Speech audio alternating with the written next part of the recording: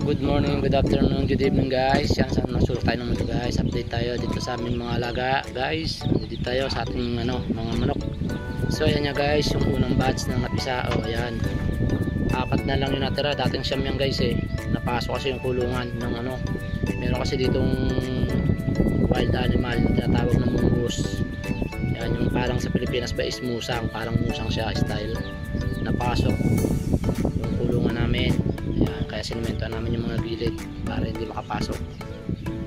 Luka yung lupa. Ayan, tira na lang is 4. Ayan guys, ito naman yung second batch. So napisa 8 yung anak niya, medyo malalaki na rin guys. Kaya makikita nyo, hindi camera siya yung kanyang mga nanay. Yung kanyang nanay, ayan guys, dami yan, diba? Makita nyo, marami sila guys. Ayan. Ito naman yung mga susunod na batch guys, mga papisa. Ayan bagong nabili din. Ayan, ayun ang ating manok na si Kurukok na chick boy. Ayan, chick boy, ayun guys, meron pa dito. Tago, makakita nyo guys, tago. Ayan ang ating mga alaga dito guys. 4 na inahin lahat yan guys. Ayan, yung isa. Ito yung mga dalawang napisa guys. Ayan, ito yung huling batch. Ito baka hiwalay na namin to guys. Galain na namin, isama na namin yung total wala lang kasama yung tandang para makapait na itlog ulit. Ayan guys, masyadong matapang yan guys eh. Tapang yan, nakita nyo naman tapang. Kaya hindi namin basta-basta makakuha yung mga sisiw, hindi namin mahimas. Ayan, ayan mukha nasaan.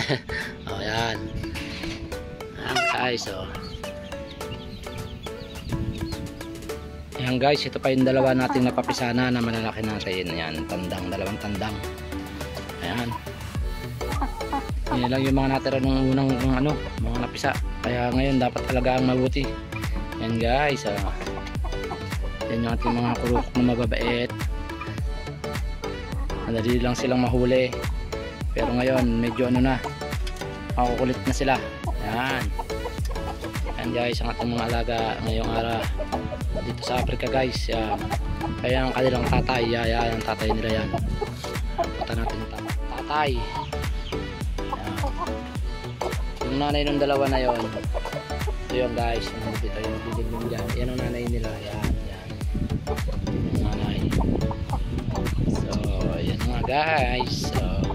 So paano guys, salamat sa update. Dito sa factory guys. Yan, sa factory namin nalaga ko guys, kasi pag doon sa bahay ninanakaw lang guys eh, pinapasok ng mga ayan, paano guys, maraming salamat. Hanggang sa muli, kita kits, God bless everyone, bye bye.